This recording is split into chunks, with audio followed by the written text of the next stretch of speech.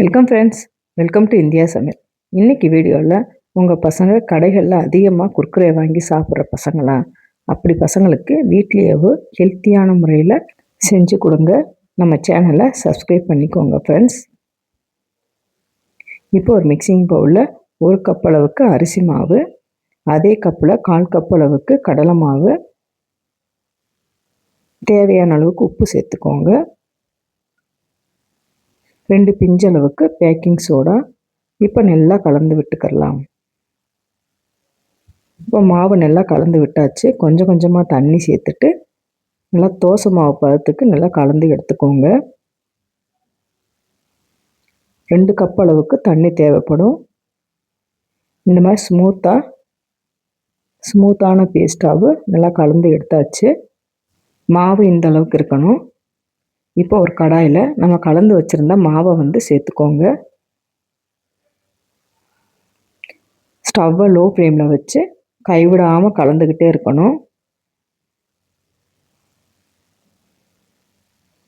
கட்டிப்படாமல் இந்த அளவுக்கு கலந்து விட்டுக்கிட்டே இருங்க.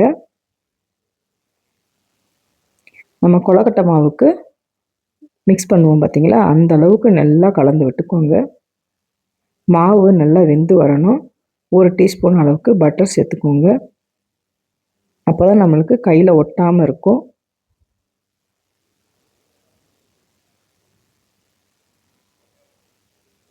இந்த மாதிரி ஒட்டாமல் நல்லா கலந்து எடுத்துக்கோங்க. இப்போ ஸ்டவ்வை ஆஃப் பண்ணிவிட்டு மூடி போட்டு ஒரு 5 நிமிஷம் நல்லா ரெஸ்ட்டில் இருக்கட்டும். இப்போ ஓப்பன் பண்ணி பார்க்கலாம். இப்போ இந்த மாவை வேறொரு பவுலில் மாற்றிக்கிடலாம்.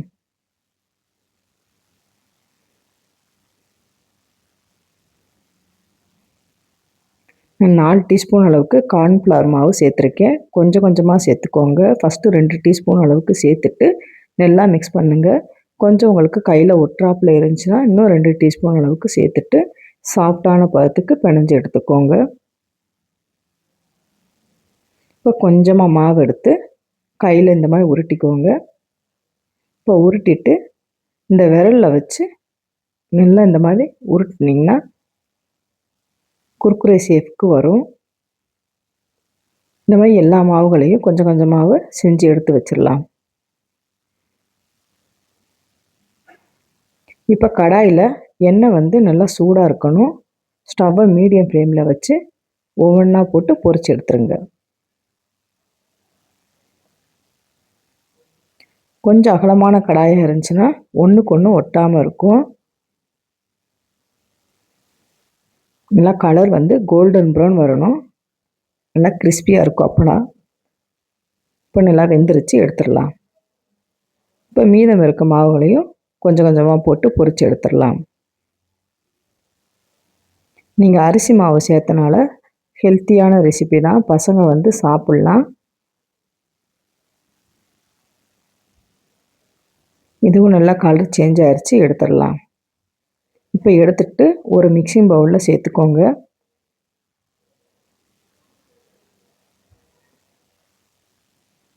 இப்போ தேவையான அளவுக்கு உப்பு சேர்த்துடலாம். ஆல்ரெடி உப்பு சேர்த்துருக்கு, கொஞ்சமாக சேர்த்துக்கோங்க. மிளகாத்தூள் 1/2 டீஸ்பூன் அளவுக்கு சேர்த்துக்கோங்க. கரம் மசாலா 1/4 டீஸ்பூன் அளவுக்கு சேர்த்துக்கிடலாம். இப்போ சேர்த்துட்டு நல்லா மிக்ஸ் பண்ணிக்கிடலாம். சூப்பரான வீட்லேயே நம்ம குர்குரே செஞ்சாச்சு.